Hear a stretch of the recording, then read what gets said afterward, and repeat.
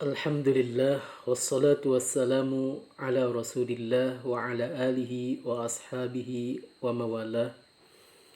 Uhayyikum bitahiyyatil Islam wa tahiyyatul Islam hiya salam.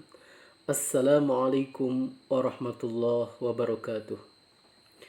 Ikhwafillah, insyaallah pada kesempatan yang bahagia ini kita akan melanjutkan kajian Al-Iman bil Qada'illah wa Qadarihi. Dan insyaallah kita akan lanjut ke Haqiqatul Iman, Aham Asbab Ziyadatul Iman. Insyaallah kita akan mengulang sedikit dari pembahasan yang kemarin insyaallah.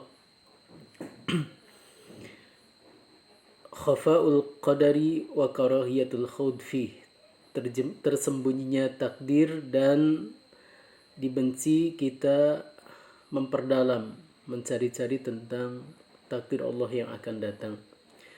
An Usama bin Syarikin qala ataitu an-nabiyya sallallahu alaihi wasallam wa ashabuhu ka'annama ala ru'usihim at-tayr fasallamtu thumma qa'adtu faja'a al-a'rab min hahuna wa hahuna faqalu ya Rasulullah ana tadawa faqal tadawu فإن الله عز وجل لم يضع داء إلا وضع له دواء غير داء واحد الهرم. Dari Usama bin Syarik, dia berkata, aku mendatangi ataitu Nabiya sallallahu alaihi wasallam, aku mendatangi Nabi sallallahu alaihi wasallam, wa ashabuhu, dan para sahabat Rasulullah sallallahu alaihi wasallam, ka'annama ala ru'usihim at-tayru, seolah-olah di atas kepala mereka itu ada burung. Ini menunjukkan tentang adab, sopan santun para sahabat Rasulullah SAW ketika menuntut ilmu dengan Nabi Muhammad SAW. Ini pelajaran yang sangat berharga untuk kita semua. Kita belajar serius, ya. Ini diumpamakan kalaulah di kepala mereka ada burung, maka burung itu nyaman di atas kepala. Ini menunjukkan mereka serius dalam menuntut ilmu. Fasallamtu, kata Usama bin Syarik, maka aku mengucapkan salam. Summa qa'adtu, kemudian aku duduk.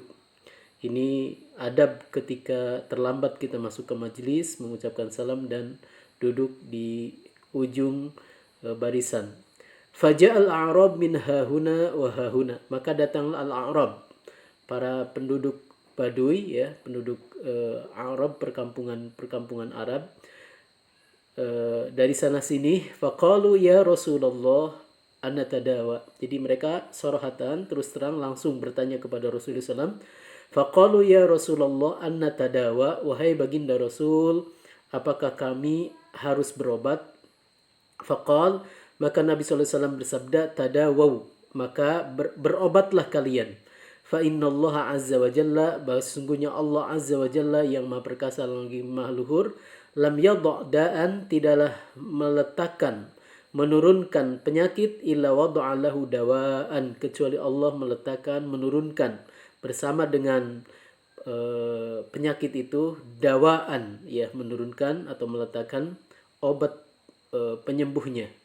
Ghairu da'in wahidin, kecuali satu penyakit yang tidak ada obatnya, al-haramu, yaitu haram, ya, fikun, tua renta, tidak ada obatnya. Di riwayat yang lain al-maut, kematian. Ini menerangkan tentang wajibnya kita ikhtiar, ya, ketika sakit kita mencari sebab kesembuhan dengan berobat. Kemudian di riwayat lain, bakat Umar bin al-Khattab jama'atun min ahli Yaman, telah menangis jamaah dari penduduk Yaman di hadapan Umar bin Khattab radhiyallahu anhu. Kanu yahujjuna bila zadin, dulu mereka melaksanakan haji tanpa membawa bekal. Fadhammahum, maka Umar mencela mereka, menasihati mereka. Qala Muawiyah bin Qurrah, berkata Muawiyah bin Qurrah, laqiya Umar bin Khattab nasan min ahli Yaman, bertemu Umar bin Khattab radhiyallahu anhu dengan sekelompok manusia dari penduduk Yaman. Faqala, maka Rasul bertanya, man antum, siapakah kalian? Mereka menjawab, nahnul mutawakkilun. Kami orang-orang yang berserah diri, bertawakal kepada Allah. Mereka berangkat dari Yaman tanpa membawa bekal. Mereka mengira itu makna tawakal yang hakiki. Qala, maka Umar mengomentari, Umar berkata menasihati mereka, bal antumul muttaqilun. Mutawakkilun ya.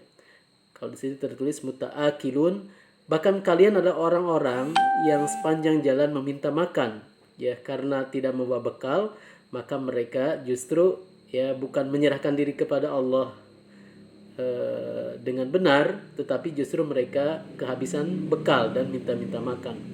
Kemudian Umar menunjukkan bahwa apa yang disebut dengan bertawakal kepada Allah, berserah diri kepada Allah, ya. Innamal mutawakkilu, kata Sayyidina Umar menasihati mereka, penduduk Yaman juga menasihati kita semua. Sesungguhnya orang yang bertawakal, orang yang bergantung kepada Allah, yang berserah diri kepada Allah itu, man yulqi habbatan fil ardi, orang yang menebar ya, yang menanam biji-bijian fil ardi di tanah, di ladang, thumma yatawakkalu 'ala Allah, kemudian dia bertawakal kepada Allah. Ini indah sekali ya.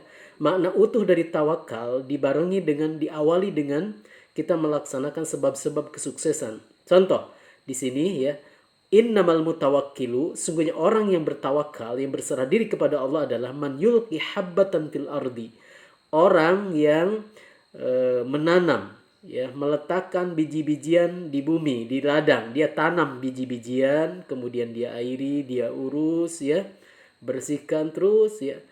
Summa yatawakkalu 'ala Allah, kemudian dia bertawakal kepada Allah, berserah diri kepada Allah. Ini mana tawakal yang seharusnya kita fahami dengan utuh, yaitu mengambil sebab-sebab untuk kesuksesan kita. Haqiqatul iman. Insyaallah kita masuk ke pelajaran baru, hakikat al-iman. Ada dua pendapat tentang hakikat iman secara garis besar. Pertama, aksar ahli sunnah wal jamaah, ya, jumhur ahli sunnah wal jamaah. Al-qaulul awal, al-iman huwa al-iqraru bil lisan wa tasdiqu bil qalbi wal amalu bil jawarihi. Pendapat pertama, hakikat iman, definisi iman adalah al-iqraru bil lisan, mengikrarkan, mengucapkan dengan lisan. Ya, mengucapkan dua kalimat syahadat dengan lisan kita, wa tasdiqu bil qalbi, dan meyakini di dalam hati. Ya. Lubuk hati kita meyakini kebenarannya, wal amalu bil jawarihi, dan mengamalkan konsekuensinya dengan anggota tubuh, al jawarih. Hadza qaul aksar ahli sunnah wal jamaah, jumhur ahli sunnah mengatakan hal ini. Al-iman huwa al-iqraru bil lisan wa tasdiqu bil qalbi wal amalu bil jawarihi. Al-qaulu tsani, pendapat kedua, yaitu pendapat Abu Hanifah wa atsba'uhu dan para pengikutnya. Al-iman huwa al-iqraru bil lisan, mengikrarkan dengan lisan, mengucapkan dengan lisan, wa tasdiqu bil qalbi, dan meyakini dalam hati, wa la yadkhulu fihi al-amalu bil jawarih, dan tidak termasuk definisi iman, kata mereka, al-amalu bil jawarih, amal dengan anggota tubuh. Jadi mereka, Abu Hanifah dan para pengikutnya, mendefinisikan iman al-iqrar bil lisan wa tasdiq bil qalbi wa la yadkhulu fihi al-amalu bil jawarih. Ya. Definisi iman adalah mengikrarkan dengan lisan, meyakini dalam hati, dan mengamalkan dengan anggota tubuh itu tidak termasuk definisi iman. Tetapi mereka mengatakan bukan definisi iman tetapi konsekuensi iman, min lawazimil iman. Kata mereka, iman itu mengikrarkan dengan lisan, meyakini dalam hati, tetapi amal perbuatan itu ya sebagai konsekuensi dari keimanan. Jadi wajib hukumnya beramal dengan anggota tubuhnya. Jadi namanya ini khilaful lafzi. Esensinya, isinya sama ya, tetapi dalam lafadznya berbeda. Ini antara perkataan jumhur ahli sunnah wal jamaah dengan Abu Hanifah radhiyallahu anhu rahimahumullah. Thumma ittafaqa al-ulama fi hadhihi al-masail. Ada beberapa kesepakatan antara jumhur ahlussunnah wal jamaah dengan Abu Hanifah dan para pengikutnya. Di antaranya, awalan faqad ittafaqu ala annahu la yadkhulu fil iman man aqarra bi lisanihi zahiran wa kadzdzaba bi qalbihi wa hum al-munafiqun. Dan mereka sepakat ya Ahlussunnah sepakat ala annahu bahwa sesungguhnya la yadkhulu fil iman, tidak masuk ke dalam hakikat iman siapa? Man aqarra bilisanihi zahiran, orang yang mengikrarkan keimanannya dengan lisannya, ya, dua kalimat syahadat dia ikrarkan dengan lisan, wa kadzdzaba biqalbihi, dan mendustakan di dalam lubuk hatinya. Jadi lisannya manis tetapi isi hatinya benci kepada Allah, kepada Nabi, kepada kaum muslimin, kepada syariat Islam. Nah, ini namanya munafik, ya. Al-munafikun. Aqarra bilisani zahiran wa kadzdzaba biqalbihi. Sanian, ittafaqu ala anna al-ma'rifata bil qalbi la takfi fi tahqiqi ma'na al-iman. Kemudian sepakat juga para ulama Ahlussunnah wal Jamaah ala anna al-ma'rifata bil qalbi, sesungguhnya mengenal dengan hati, meyakini dalam hati, la takfi, tidak cukup, fi tahqiqi ma'na al-iman, untuk mendapatkan hakikat makna iman. Fala budda ma'al ma'rifati wat tasdiq minal iqrari bil lisan. Fala Buddha, maka mesti ma'al ma'rifah wa tasdik, bersamaan dengan mengetahui di dalam hati, ya, kemudian dia meyakininya. Wajib apa? Di samping dia meyakini kebenaran la ilaha illallah Muhammadur Rasul dalam hati, minal iqrar bil lisan.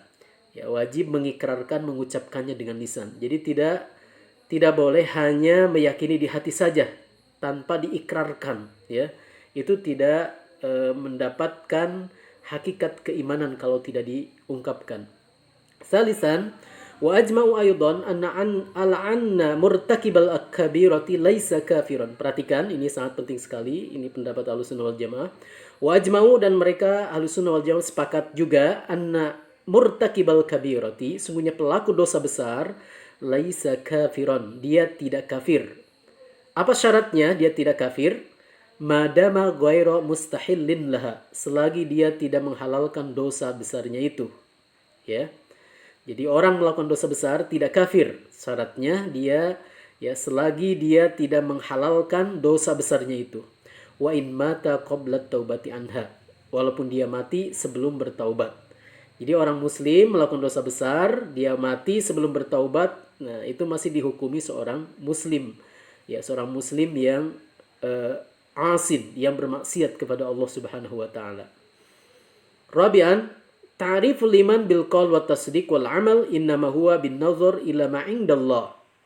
Perhatikan, yang keempat, definisi iman, ya, bil qaul, mengucapkan dengan lisan, wa tasdiq, meyakini dalam hati, wal amal, dan mengamalkan dengan anggota tubuh ini, innama huwa bin nazar ila ma indallah. Ini jika dilihat definisi iman, ya, kepada apa yang di sisi Allah. Nah ini, jadi kalau di sisi Allah Subhanahu wa taala, ya, kita harus mengikrarkan dengan lisan, meyakini dalam hati, dan mengucapkan dan mengamalkan dengan anggota tubuh. Wa innal iman bin nazar ila ahkami dunya, sedangkan iman jika dilihat dari hukum duniawi, seorang disebut orang beriman, fahuwa mujarradul iqrar bil lisan wa nutqu bisyahadatain. Mujarradul iqrari bil lisani wa nutqi bisyahadatain. Hanya mengikrarkan dengan lisan dan mengucapkan dua kalimat syahadat. Jadi secara duniawi dia disebut orang muslim ketika orang itu mengikrarkan dua kalimat syahadat dengan lisannya.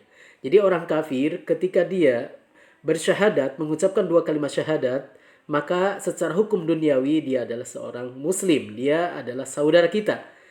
Kita tidak melihat warna kulitnya, ya, asal keturunannya, warga negara manapun, ya. Ketika mereka mengikrarkan dua kalimat syahadat secara lisan, maka orang non muslim itu, orang kafir itu dikategorikan menjadi seorang muslim secara hukum duniawi. Ini berdasarkan riwayat hadis yang sangat masyhur, an Usamah bin Zaidin qala ba'athana Rasulullah sallallahu alaihi wasallam fi sariyatin. Dari Usamah bin Zaid, dia berkata, kami telah diutus oleh Rasulullah sallallahu alaihi wasallam fi sariyatin, pada suatu sariyah, ekspedisi, ya, peperangan tanpa Nabi sallallahu alaihi wasallam disebut sariyah. Kalau ghazwah itu berperang bersama Nabi, dipimpin panglimanya langsung oleh Rasulullah sallallahu alaihi wasallam. Fasabbahna al-huraqat min Juhainata, maka kami di waktu subuh sampai ke daerah Huraqat dari wilayah Juhainah. Fa'adraktu rajulan, kata Usamah bin Zaid, dia menceritakan, Fa'adraktu rajulan, maka aku bertemu dengan seseorang. Ya, faqal, maka dia berkata, orang ini berkata, La ilaha illallah.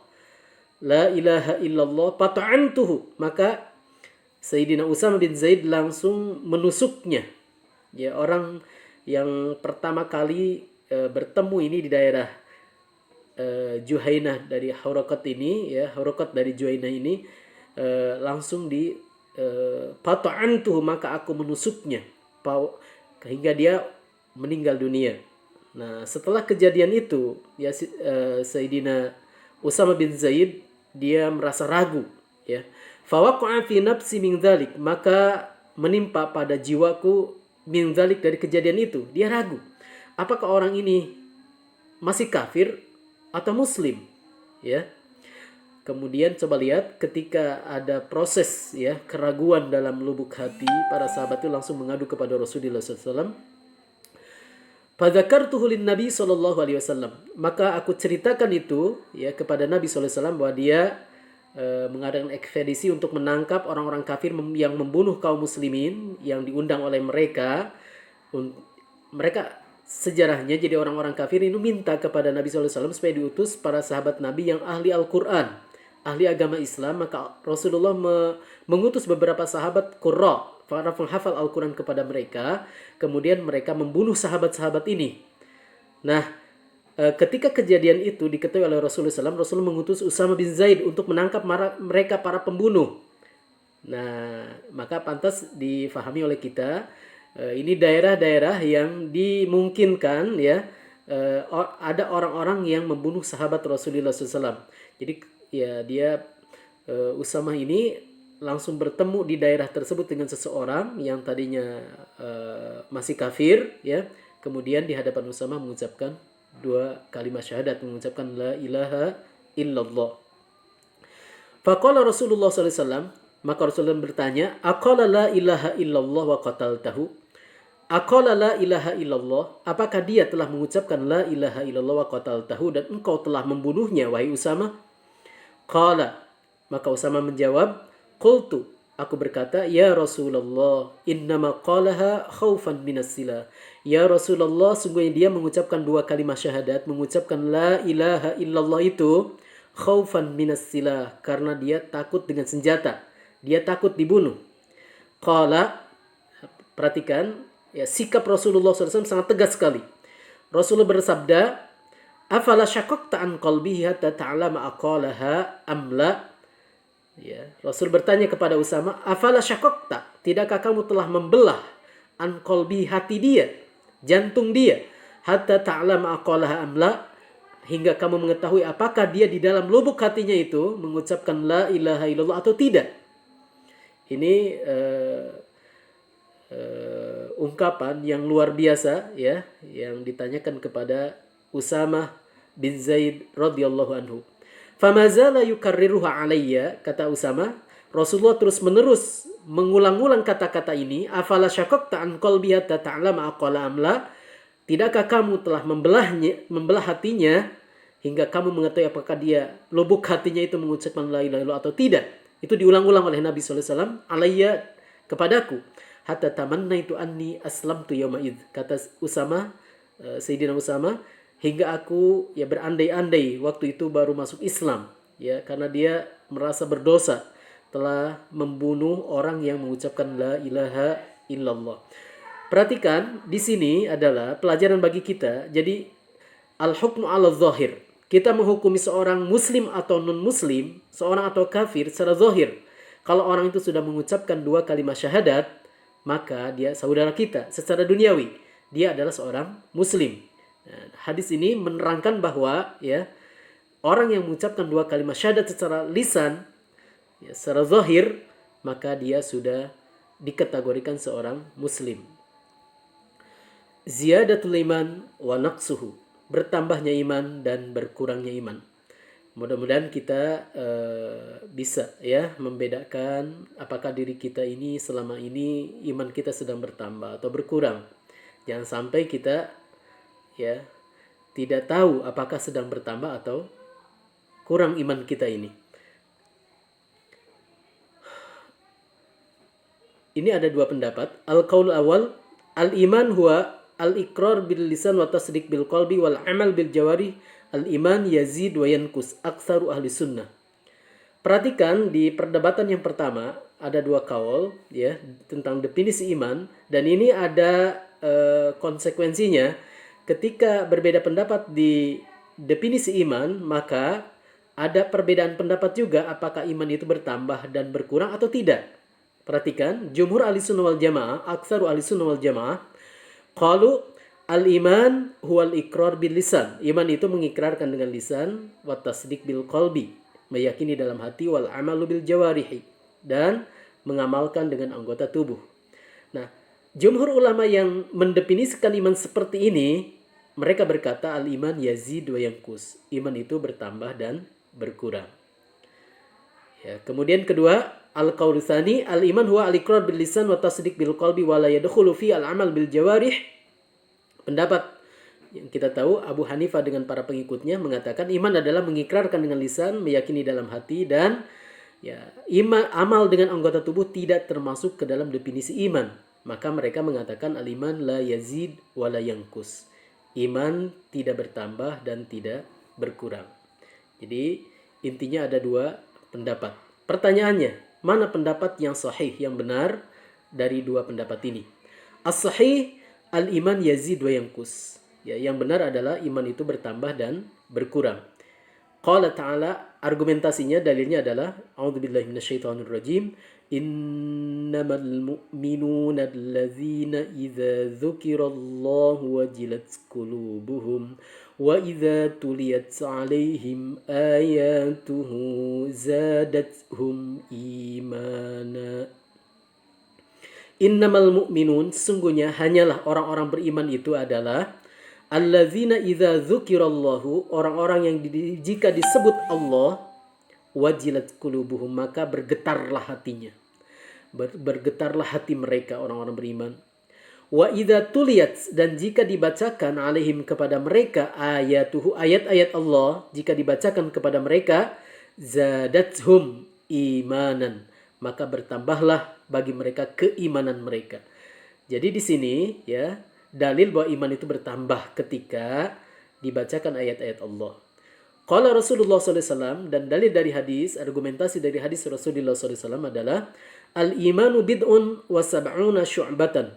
Iman itu mempunyai bid'un wa sab'un, ya, mempunyai bid'un itu hitungan 3 sampai 9 ya. Bid'un wa sab'una syu'batan, ya, 73 cabang. A'laha qaulu la ilaha illallah. Yang paling tinggi adalah ucapan la ilaha illallah. Wa adnaha, dan iman yang paling rendah, imatatul adza anit tariq.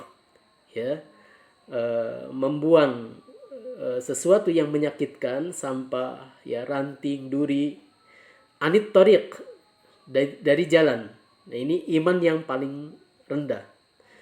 Wal haya syu'batun minal iman, dan rasa malu adalah salah satu cabang minal iman, dari iman.